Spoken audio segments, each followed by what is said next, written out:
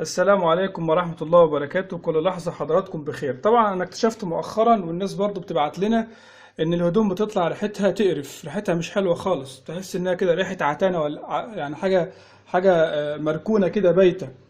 كل ما عليك هتخش جوه الحلة دي بتاعت الغسالة وتشم، لو لقيت ريحتها معفنة وحشة جدا تعرف إن أنت لازم تعمل إيه؟ تعمل دورة التنظيف بالخل. اول حاجه بالنسبه للفلتر الغساله لازم ده اول حاجه تشيك عليه. تمام، هتيجي كده من تحت وتفتح الفلتر، هو كان مقفول كده، تضغط كده الناحيه اللي هي اليمين دي وتفتحه. تمام، بعد ما طبعا هي بننزل هنا ميه، ننزل هنا ميه معفنه جدا وريحتها مش حلوه. هتاخد ده وتغسله الاول، تغسله الاول ماشي، وبعد كده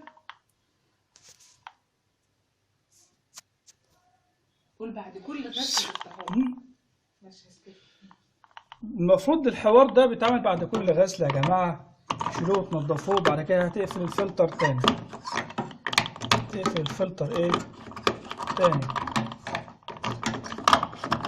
حلو كده، انا قفلت الفلتر اهو، وعايز ابدا الدوره بتاعه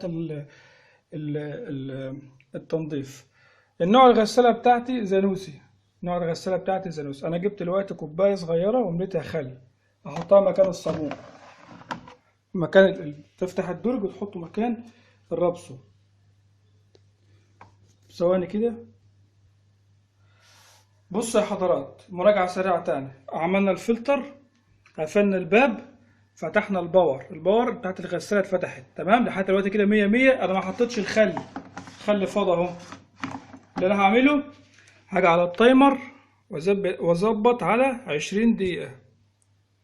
ثواني كده، 20 دقيقة. تمام، اهو المؤشر اهو على 20 دقيقة. تيجي درجات الحرارة 20 دقيقة متاح فيها 40 و30، تخليها على 40. تمام، أبدأ أضغط على الغسالة عشان تشتغل، وأنا لسه ما حطيتش الخل. بسم الله. طبعا هي بتحاول تتملى الوقت مية. أحط الخل أهو يا جماعة.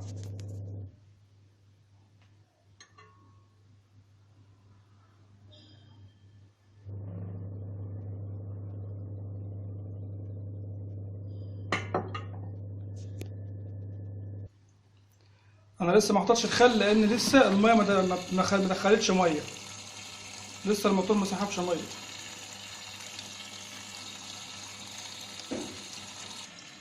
تمام، انا جيت ببص هنا لقيت الميه بتتملى اهي، لو حضرتك شايف. تمام، والحله بتدور اهو. في الوقت ده، اللحظه دي بقى، ابدا احط ايه الخل بتاعي. ابدا احط الخل بتاعي، كوبايه خل اهي. تمام، واقوم مقفل الكفر. طبعا بعد 20 دقيقه هي بتقفل لوحدها. شايفين حضراتكم؟ شايف الرغاوي دي من الخل. هتقعد طبعا الميه هتاخد كفايتها، الغسالة هتاخد كفايتها من الميه، والميه تفضل بالخل يفضل تقعد تلف تلف تلف. مع درجات الحرارة اللي احنا مظبطينها هتسخن الدنيا خالص. ولو اي استفسار تحت امر حضراتكم، والى اللقاء في حلقة اخرى. يا ريت الكل يشير الفيديو، والسلام عليكم ورحمة الله وبركاته.